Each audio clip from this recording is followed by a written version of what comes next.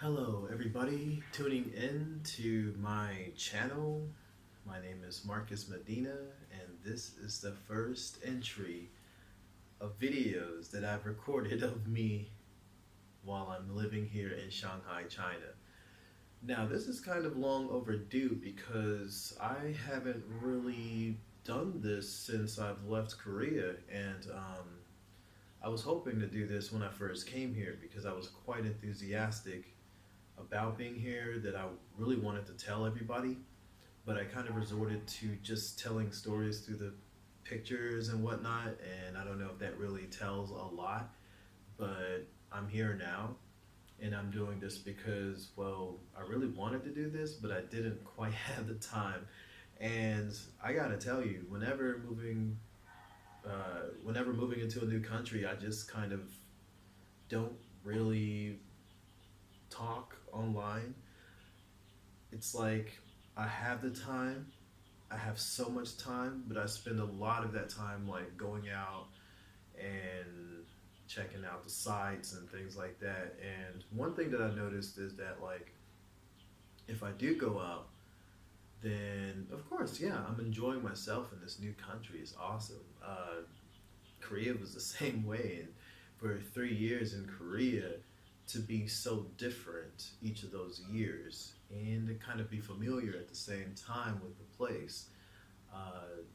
I've learned that if you just go in strong every day and you do every single thing around you, you're probably going to get bored. So, one of the things that I told myself that I should do is to rest a bit and enjoy that freedom that you actually have. I've learned that break time and the freedom is good.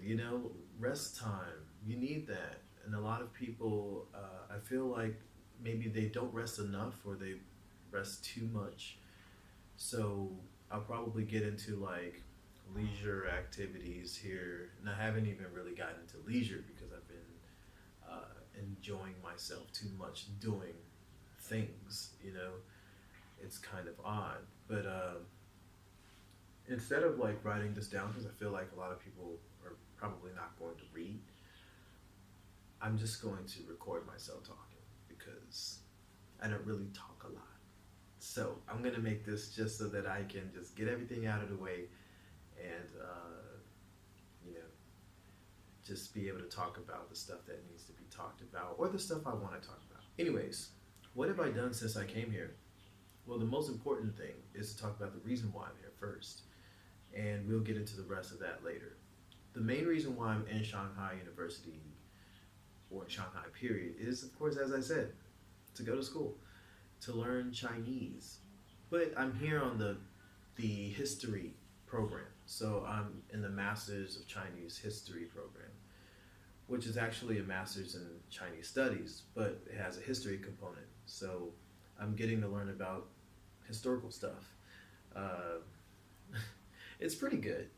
And I'll get into the rating of the school later, just in case people are wondering out there. I'm in the master's program because I felt that I need to get a master's. Like, it doesn't really matter where I'm getting it from, but if I'm going to get one in Asian studies, which I always wanted, I'm going to get one in Asia. And China is one of my, like, most wanting to go to countries.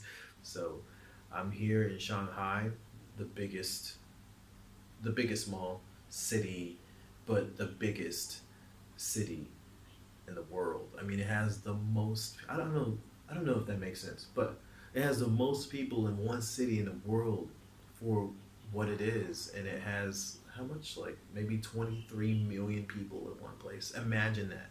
Imagine that. And then every day, there's a subway jam or something like that. And if you're curious about Chinese language, how hard is it? How difficult is it to be in China? I mean, I speak English primarily the whole time I'm here in Shanghai, and Shanghai is a totally different city from other cities.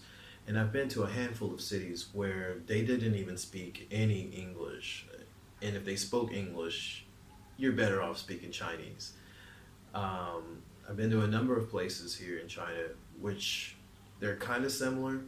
I mean, of course, it's China, but they're different in some ways. Like some cities focus on culture, like Shenzhen, they focus on culture and history like so heavily, and they focus on their image, the natural image of just their surroundings. I mean, you see a lot of shaped trees and everything.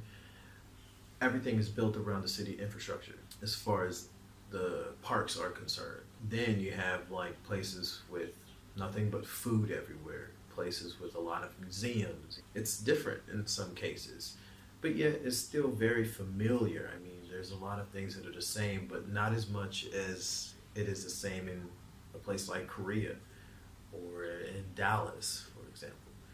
And there are big differences between where I'm from in Dallas and in Korea, where I just came from before I came here, I have to say. And it's sad because a lot of people who know me know I'm not that fond of Dallas when it comes to having fun and leisure, because Dallas is such a huge city and it doesn't take advantage of technology, you know. They don't take advantage of public transportation, and that's what's so important to get people in between things. And you know, there's really nothing cheap about Dallas. I mean, whereas in China there's so many places that you can eat, so many places where you can sit, you can go outside at night. I mean, you could do that as a man in Dallas or something, but I mean, it's China. You can walk anywhere and the taxis are cheap. So they're still cheap in Asia. Besides Japan, we're not going to think about them for right now. Shanghai, I think anybody can come here, especially if you speak English. Anybody can come here and survive, and that's, I'm just speaking on language barrier here. I mean, Chinese is really not that hard to learn. It's not really that difficult to get the basics down, and then, you know, live in Shanghai. You just need to know some basic stuff. I think children can benefit from being here, especially those who are bilingual, or, you know, they're studying Chinese at some kind of international school. So for those people who are looking to work professionally, I've met a few of them. I think survivability is high for foreigners. It's definitely the city that is advertised to be plus more. Just before I close up, I'll just finish about my school. So my program is about 3 years long, with 1 year as being assigned to thesis writing, and then the first year is just decked out with classes, right? And then the second year, you're kind of transitioning from classes to seminars, and then after that, you know, like I said, you go on that last semester, which I'm currently on my second right now.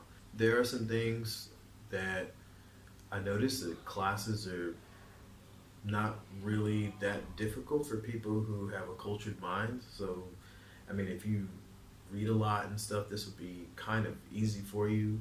Maybe I've been teaching for a long time, so things seem kind of easy as far as the paper writing goes and stuff like that. I mean, just paying attention and listening to lectures and classes and following along.